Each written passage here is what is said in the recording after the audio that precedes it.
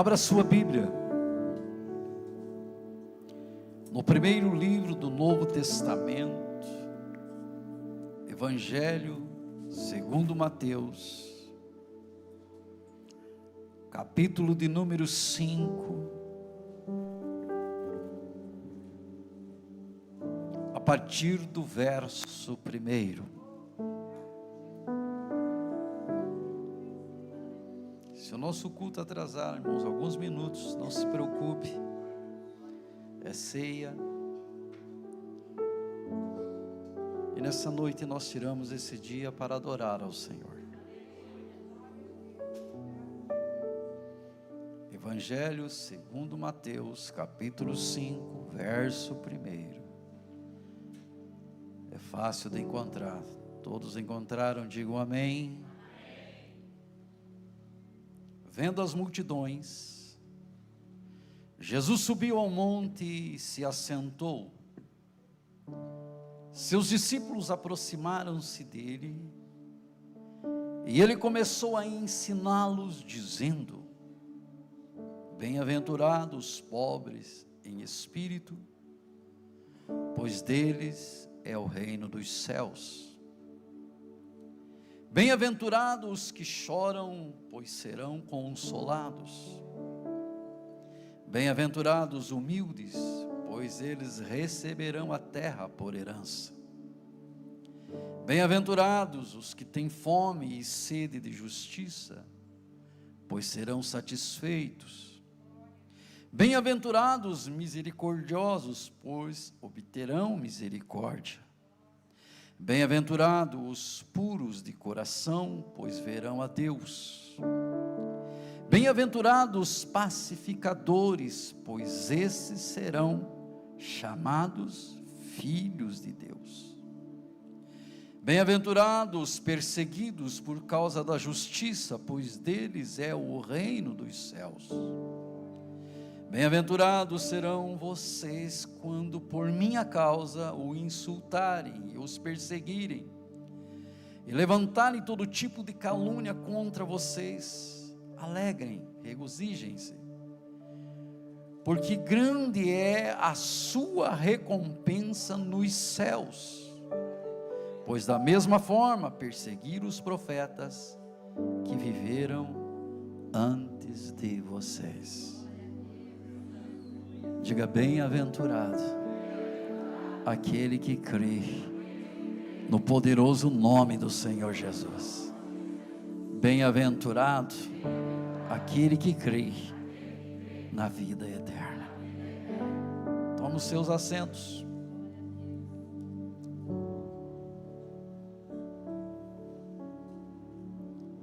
Vou precisar da atenção de vocês, para que nós possamos meditar na palavra e sermos nessa noite edificados pelo Senhor. Essa palavra sobre as bem-aventuranças, ela tem queimado o meu coração nesse tempo que nós estamos vivendo. Nós temos estabelecido para a igreja um propósito de oração. Todos os domingos, às 3 da manhã, nós estamos em oração aqui na igreja. Hoje foi das 3 às 6 da manhã. Porque entendemos que o tempo que estamos vivendo, só iremos romper através da oração e através da prática da palavra. Não existe outra forma. Não existem segredos mágicos para o cristão que serve a Deus e quer vencer aqui nessa terra. Todos os ensinamentos deixados por Jesus ele cabe perfeitamente, ele se encaixa perfeitamente para os dias que nós estamos vivendo. Jesus, ele ensinou a respeito da prática da palavra. Jesus, ele ensinou a respeito da oração. Jesus, ele ensinou a respeito do amor. Jesus, ele nos ensinou a respeito do perdão. Mas ele também enfatizou a respeito da santidade. E quando nós falamos a respeito de santidade, é um assunto muito sério. Porque a Bíblia diz que sem santidade, ninguém verá a Deus.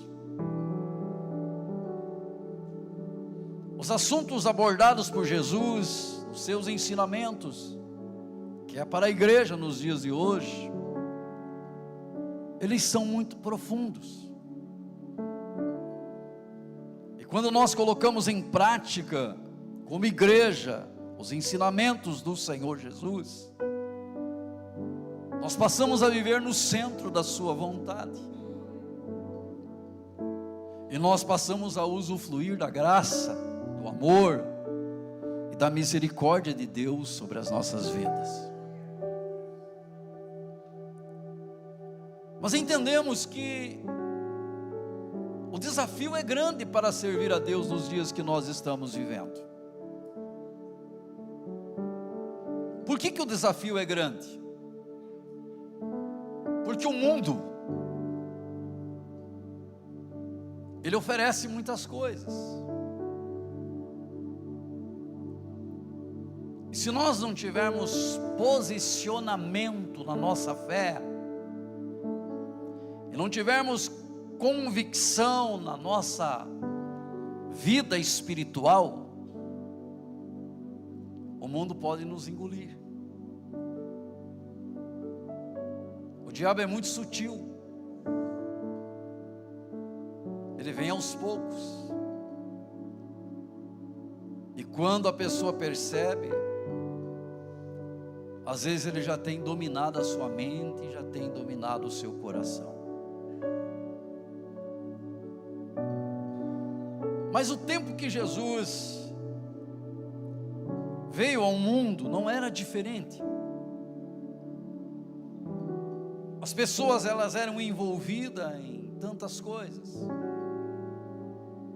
Para nós entendermos sobre as bem-aventuranças ensinadas por Jesus no monte, nós vamos ter que entender qual era a mensagem de Cristo e por que Ele trouxe aquela mensagem para aquele tempo. Quando Jesus ele vem ao mundo, o mundo estava contaminado, como nos dias de hoje.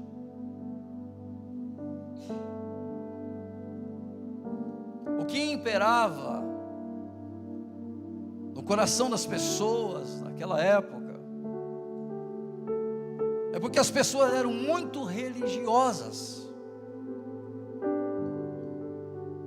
E nós vamos aprender sobre isso, entendendo que Jesus, Ele foi levado à cruz por causa dos religiosos. Naquela época havia um sistema implantado no mundo, que dominava as pessoas. Naquela época tinha no mínimo 4 grupos religiosos que dominavam o povo. O povo era refém dos fariseus, o povo era refém dos saduceus, o povo era refém dos zelotes e dos essênicos. Eram 4 grupos religiosos que tinham o domínio sobre o povo. Eles dominavam as pessoas. Eles conseguiram implantar um sistema onde as pessoas eram refém aos seus ensinamentos religiosos, às suas práticas religiosas, mas que essas práticas religiosas, aplicadas por eles nesse tempo, não levavam as pessoas a um conhecimento profundo de Deus. Ser religioso somente não muda e não transforma a vida de ninguém. E o Senhor Jesus se apresenta nesse cenário, e Ele começa a pregar o Evangelho. Ele escolhe os seus discípulos. A Bíblia um pouco antes diz que a sua fama se espalha por todas as sinagogas, por todos os lugares. A sua fama chega até a Síria, e a Bíblia diz que multidões de pessoas iam até o Senhor Jesus Cristo, porque essas pessoas precisavam de uma cura, de um milagre e de uma libertação. Porque a palavra que o Senhor Jesus Cristo estava pregando era uma palavra que transformava a vida das pessoas. Um sistema religioso não muda a vida de ninguém. O que muda a nossa vida é a palavra de Deus, é o Evangelho verdadeiro deixado pelo Senhor Jesus Cristo, é as boas novas que nos transformam. Então as pessoas, elas começam a seguir ao Senhor Jesus Cristo, e quando as pessoas começam a seguir ao Senhor Jesus Cristo, esses grupos que antes eram grupos rivais, eles fazem uma aliança entre eles para destruir Jesus. Eles queriam acabar com Jesus, eles queriam acabar com o ministério de Jesus, eles queriam calar Jesus, porque agora as pessoas não davam mais ouvido a eles, mas as pessoas agora queriam seguir o Senhor Jesus Cristo. Por que as pessoas queriam seguir o Senhor Jesus Cristo? Porque Jesus Cristo tinha com ele a palavra da vida, a palavra que transformava. Eles queriam seguir o Senhor Jesus Cristo, por quê? Porque em Jesus eles estavam encontrando aquilo que eles nunca tinham encontrado. As palavras de Jesus confortavam eles, as palavras de Jesus consolavam eles, a palavra de Jesus trazia alento ao seu coração. Então a multidão agora, onde Jesus ia, a multidão ia atrás. E isso é tão tremendo, irmãos, que os anos se passaram. Já se passaram mais de 2000 anos da vinda de Jesus sobre a face da terra, e o que nos traz aqui nessa noite como igreja, nós só estamos aqui por causa do Evangelho deixado por Jesus. O que nos move até aqui é Cristo, porque se nós não estivermos movidos por Cristo aqui nesse lugar, nós estamos perdendo tempo. O que nos move é o Evangelho de Cristo, o que nos conduz é o Evangelho do Senhor Jesus, porque o Evangelho do Senhor Jesus é verdadeiro, o Evangelho do Senhor Jesus Cristo é transformador, e quando nós abrimos o nosso coração, o Evangelho nos transforma. E eu quero liberar uma palavra sobre a tua vida nessa noite. O Evangelho de Jesus vai transformar por completo a tua vida. Se você crê, você dá um glória a Deus e aplaude o nome do Senhor.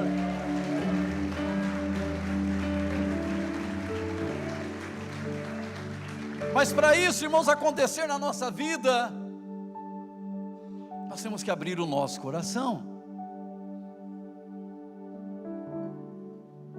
Na medida que você abre o teu coração, a palavra entra no teu coração.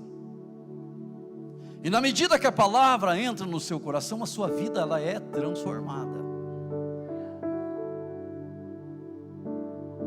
Agora, abrir a porta cabe a nós. Apocalipse 3:20, a Bíblia diz: eis que estou à porta e bato. Se alguém ouvir a minha voz, entrarei na sua casa, cearei com ele e ele comigo. Você tem que abrir a porta. Quando você abre a porta, Jesus entra. A porta está aberta para Jesus nessa noite? Vou fazer mais uma pergunta: a porta está aberta para Jesus nessa noite? Se a porta estiver aberta, Ele vai entrar. Ele não vai invadir a sua casa, Ele não vai arrombar a porta, Ele só vai entrar se você abrir.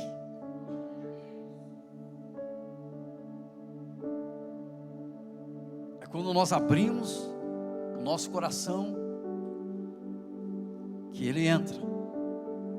E quando Ele entra, Ele transforma tudo. Agora Ele está diante desse cenário, diante desses 4 grupos. A Bíblia diz que agora Ele vai para um monte, os seus discípulos o acompanham,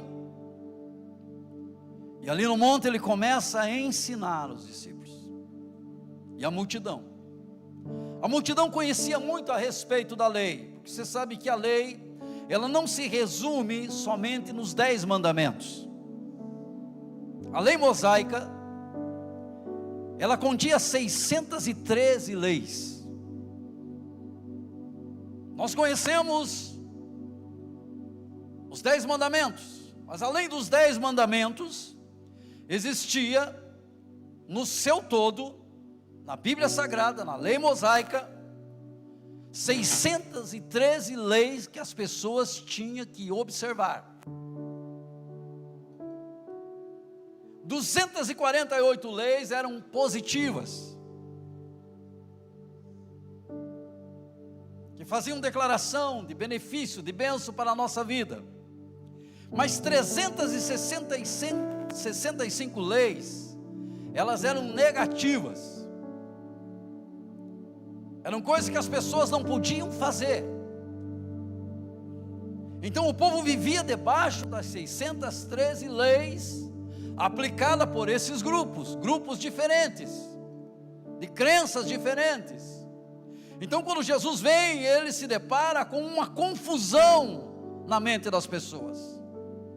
As pessoas viviam um momento confuso. E Jesus, Ele vem para dar uma direção para o povo. Jesus, Ele vem para endireitar o caminho do povo, conforme profetizou João Batista.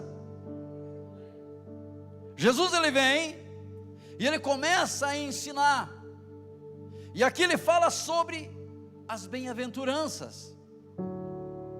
E quando Ele começa a falar a respeito das bem-aventuranças, Ele começa a confrontar esses grupos, porque Ele começa a ensinar o inverso do que eles ensinavam. Então Ele começa a confrontar esses grupos, e esses grupos começam a se levantar contra Ele. Mas os seus ensinamentos eram muito profundos, seus ensinamentos eram para realmente uma verdadeira transformação para as pessoas que estavam ouvindo a Ele. E os ensinamentos das bem-aventuranças, irmãos, é uma lição para todo cristão que realmente está disposto a servir a Deus de verdade. Se você quer servir a Deus de verdade, se você quer morar no céu, se você quer ter a vida eterna, se você quer ser uma bênção aqui nessa terra, você tem que praticar sobre as bem-aventuranças.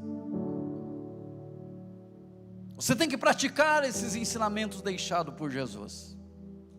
Ele começa dizendo, são 9 bem-aventuranças. Ele começa dizendo: bem-aventurado o pobre em espírito, pois deles é o reino dos céus. Quando Jesus está falando sobre pobre de espírito, Ele não está falando de coisas materiais. Ele está falando aqui que todos nós temos que reconhecer que somos pessoas que necessitamos de Deus na nossa vida, que nós somos pobres de espírito, que a nossa fé é muito pequena, e que nós somos carentes de Deus, que nós precisamos do Senhor. E quando nós reconhecemos que somos pobres de espírito, a bem-aventurança nos diz que nosso será o reino de Deus. Por isso, amados, não tem motivo para nós nos orgulhar, não tem motivo, irmãos, para nós nos achar. Nós somos necessitados e carentes da presença de Deus. Eu quero dizer uma coisa para você que está aqui nessa noite: não importa a tua posição, não importa quem você é, se você serve a Deus, o que te mantém em pé é a presença de Deus na tua vida. O que vai conduzir você em frente é a presença de Deus na tua vida. É a presença de Deus que faz a diferença em nós. Quando ele vem falando, bem-aventurados os que choram, pois serão consolados. Amados, nós vamos ter que entender que às vezes, amados, as lágrimas elas descem, mas quando nós choramos,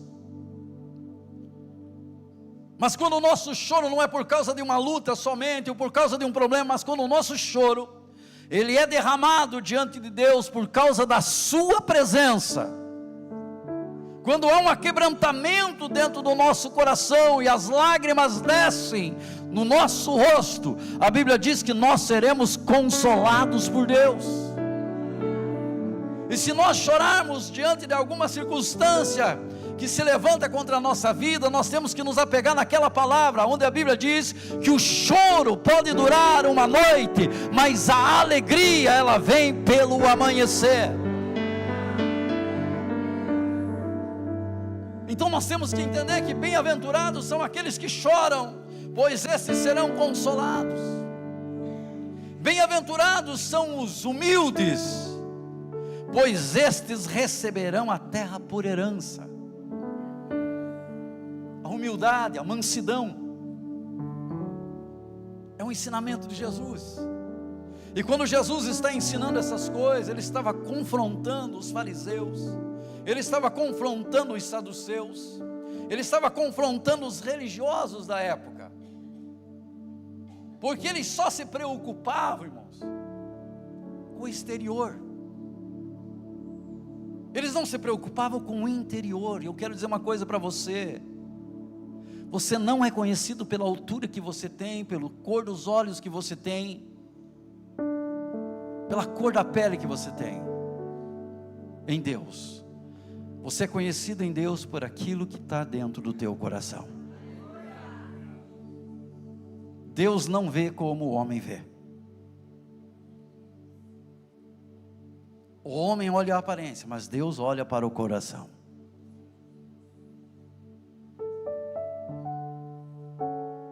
Quando há humildade, quando há mansidão no nosso coração, podemos ter absoluta certeza que nós iremos receber a terra por herança. A pessoa mansa, a pessoa humilde, ela sabe conduzir as coisas na face da terra de uma forma diferente. Nós vivemos um tempo onde as pessoas vivem num estresse muito grande de vida, a correria do dia a dia, onde as pessoas não têm paciência um com o outro, onde as pessoas que por qualquer coisa estão estourando um com o outro. Isso às vezes reflete até dentro da igreja. Eu falava hoje de manhã na oração que o nosso problema, irmãos, não é paternidade. Porque se eu pedir aqui para todos vocês levantarem a mão, quem reconhece Deus como Pai, todos vão levantar a mão, pois todos nós reconhecemos Deus como Pai. Nosso problema não é paternidade. Nós reconhecemos a nossa paternidade, que é Deus, mas o nosso problema, o problema dos dias de hoje é irmandade. Porque as pessoas vivem em guerra. As pessoas servem a Deus, conhecem a palavra, conhecem o Evangelho, mas ainda elas têm a capacidade de dizer assim: eu não gosto daquela pessoa, eu odeio aquela pessoa.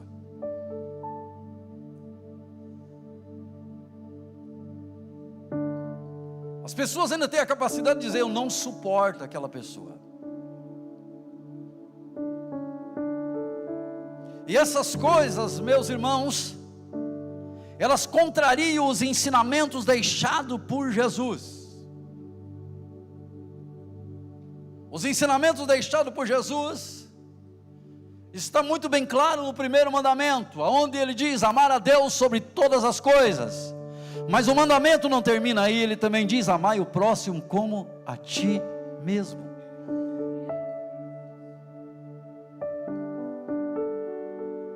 Nós temos que entender sobre isso, irmãos. E essas práticas não eram a prática que os fariseus, os saduceus, os zelotes, os essênicos aplicavam naquele tempo. Jesus vem confrontando eles, Jesus vem ensinando os seus discípulos como eles deveriam ser para se tornarem verdadeiros discípulos do Senhor Jesus Cristo. E o que o Senhor Jesus Cristo quer nos ensinar é que nós venhamos ser verdadeiros discípulos dele, que os ensinamentos deixados por ele venham estar dentro do nosso coração, e que nós possamos praticar os seus ensinamentos aqui na face da terra, para nós podermos viver o propósito de Deus para a nossa vida.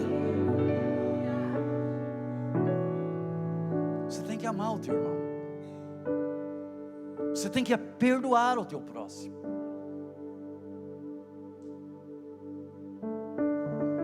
Você tem que liberar perdão. E para isso, amados, acontecer, nós temos que ser humildes, mansos de coração. Mas também nós precisamos ter fome e sede de justiça. Não adianta você dizer assim: não, eu sou honesto, sou reto. As bem-aventuranças, elas estão atreladas uma à outra. Não tem como nós cumprirmos umas e não cumprir outras. Os ensinamentos de Jesus aqui estão na ordem do absoluto. Nós temos que praticar todas as bem-aventuranças. Bem-aventurado aquele que tem fome e sede de justiça, pois esse será satisfeito. A Bíblia diz que bem-aventurados os misericordiosos, porque esses vão também alcançar misericórdia. Deixa eu dizer uma coisa para você: tenha misericórdia no teu coração. A prática da misericórdia, ela é fundamental na vida do cristão, porque aquele que tem misericórdia, esse também vai alcançar misericórdia. Ele também diz: bem-aventurados os puros de coração, pois estes verão a Deus. Presta atenção: bem-aventurados puros de coração, porque estes verão a Deus. Como você vai ver a Deus? Quando o teu coração for um coração puro, um coração santificado, um coração alinhado com o propósito de Deus para a tua vida. Você vai observar comigo aqui, eu não tenho tempo para nós se estender nessa palavra. Você vai observar comigo aqui nessa palavra, que em nenhum momento nas bem-aventuranças Jesus falou do intelecto do homem. Ele não diz bem-aventurados os inteligentes, bem-aventurados os sábios.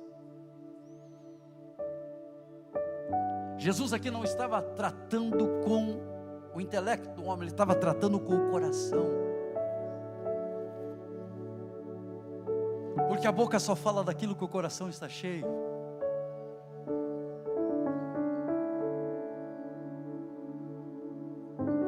Aquilo que você é, aquilo que eu sou, é que está dentro do nosso coração.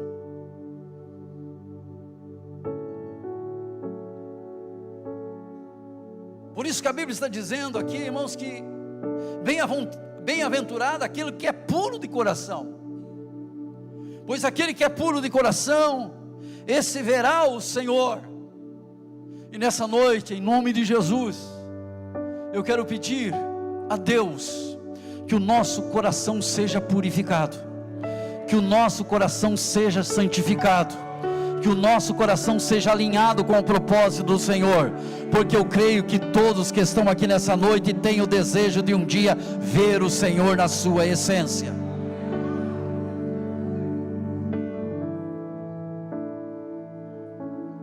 Salomão já dizia: sobre tudo que se deve guardar, guarda o teu coração, pois dele procede todas as saídas da vida. Presta atenção nisso. Por que o nosso coração tem que ser puro? Porque é do nosso coração que procede todas as saídas da vida, já escreveu Salomão em Provérbios 4. Como está o teu coração? Nós acabamos de ofertar, nós acabamos de dizimar, mas sabe o que a Bíblia fala a esse respeito? A Bíblia tem uma palavra a esse respeito, que antes de você ofertar, ou antes de você dizimar, se você tem algo contra alguém, primeiro você tem que liberar perdão no teu coração, para depois ofertar, para que a tua oferta ela seja aceita.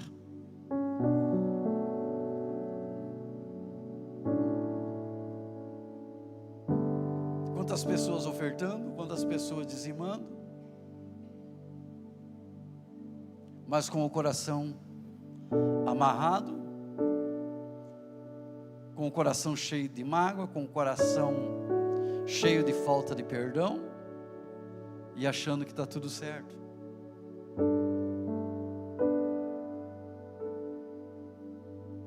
Como está o teu coração?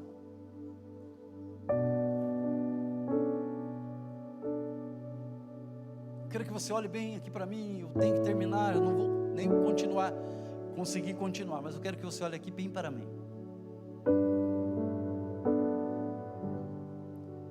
Como está o teu coração?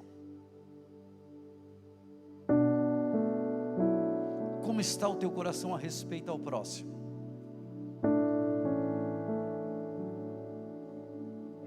Pastor, mas só eu sei o que fizeram para mim. Irmão, minha irmã, tudo que fizeram para Jesus,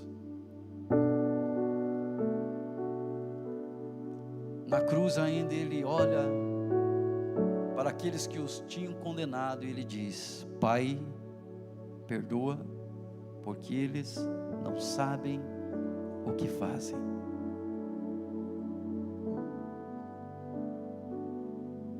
Não existe algo que seja feito para nós, irmãos, que nós não devemos perdoar.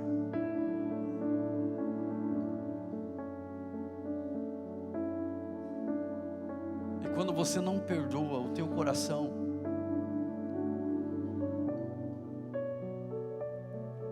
ele fica um coração amargurado,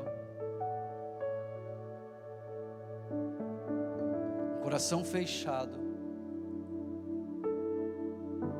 Deus ele não pode realizar a obra que Ele tem para fazer na tua vida.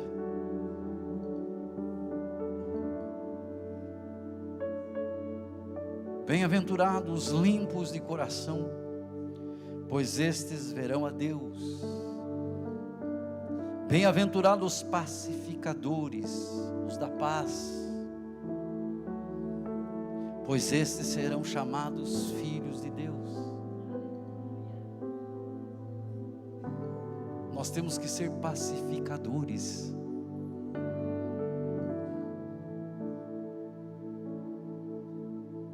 Nós não podemos semear contenda, nós não podemos semear desavença,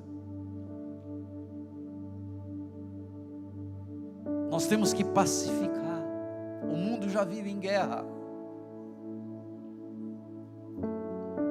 nações vivem em guerra, mas a igreja do Senhor Jesus não pode viver em guerra. A igreja do Senhor Jesus tem que viver em paz, porque Jesus é o príncipe da paz da igreja.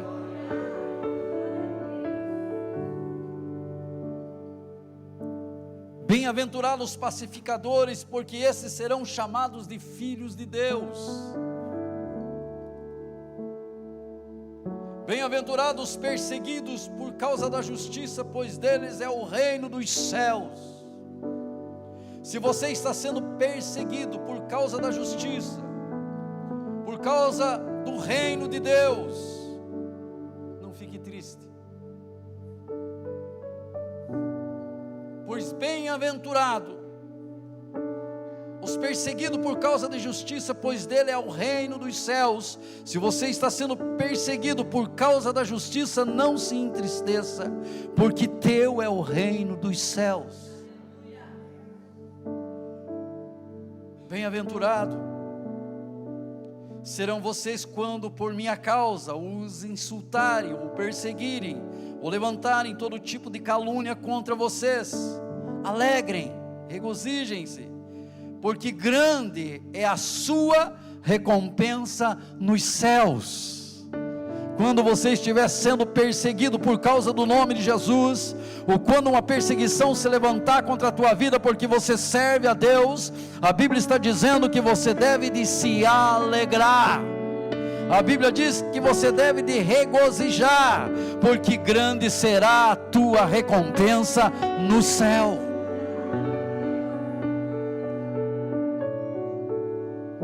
Nós entendemos isso. Jesus estava desconstruindo, para mim encerrar, aquilo que tinha sido construído no coração do povo. Eu termino dizendo que você precisa permitir o Espírito Santo desconstruir dentro de você tudo aquilo que foi construído de uma forma errada. Simplificando, você precisa e eu preciso sermos reformados. E a reforma é difícil de ser feita.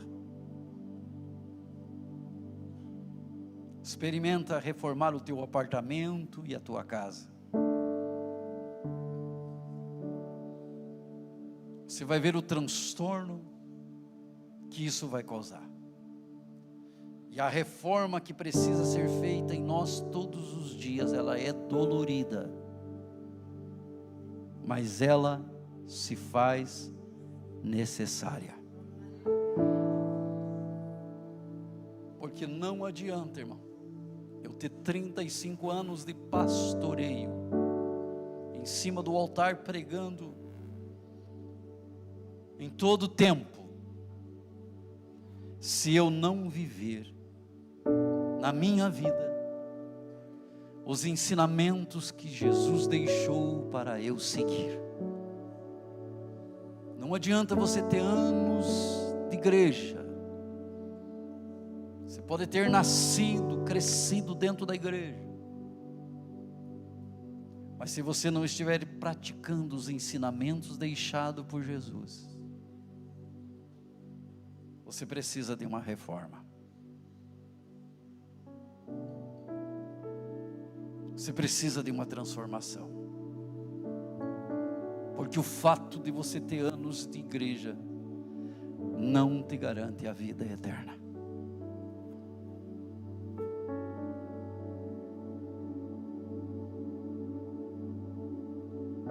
O que nos garante a vida eterna e uma vida de intimidade, de comunhão com o Senhor, é quando nós abrimos o nosso coração e permitimos o Espírito Santo trabalhar na nossa vida.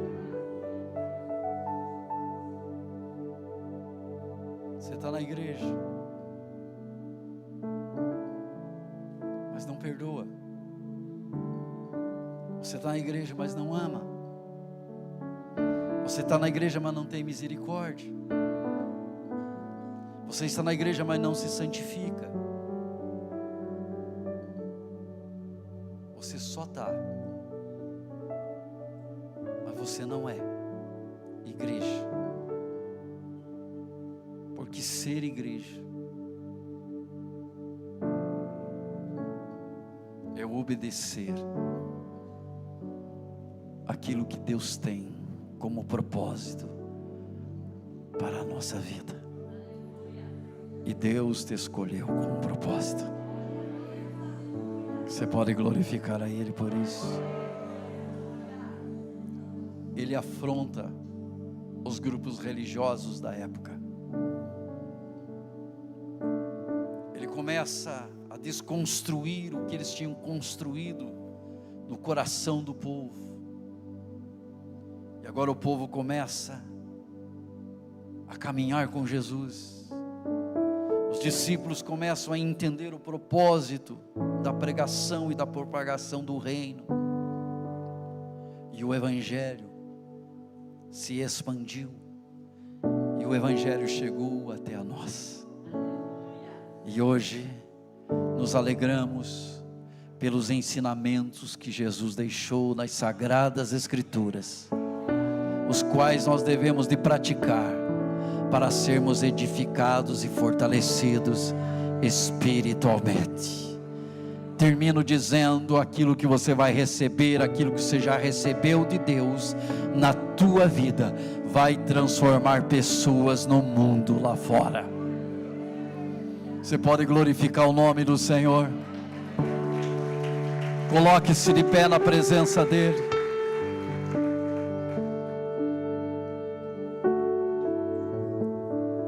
Bem-aventurado, feliz é o homem. A palavra bem-aventurado no hebraico quer dizer caminho de santidade. Bem-aventurado é aquele que trilha o caminho da santidade. Pois aquele que trilha o caminho da santidade, esse verá o Senhor. Esse herdará a vida eterna em Cristo Jesus. E aqui na terra, ele será reconhecido como Filho de Deus. Aleluia. Você é filho. Você é filha de Deus. Aleluia. A obra que o Senhor começou, Ele vai terminar na tua vida. Você pode dar uma glória a Deus aí. Deixa Ele. Deixa Ele reformar, restaurar. Deixa Ele trabalhar na tua vida. É dolorido, às vezes dói, é difícil. Às vezes queremos resistir. Mas abre o teu coração. Por mais que seja difícil, as mudanças que Deus pede para você realizar na tua vida, faça, obedeça. Não esteja apegado em uma religião, em costumes, em hábitos. Esteja apegado em Cristo. Só Jesus é capaz de mudar e transformar a nossa vida. Só Ele é poderoso para nos transformar. Aleluia.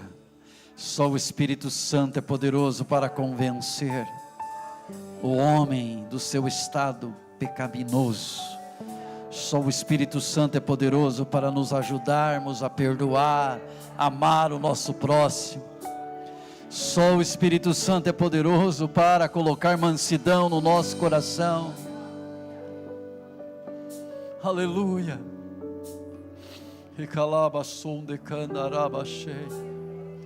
Eu quero que você feche os seus olhos.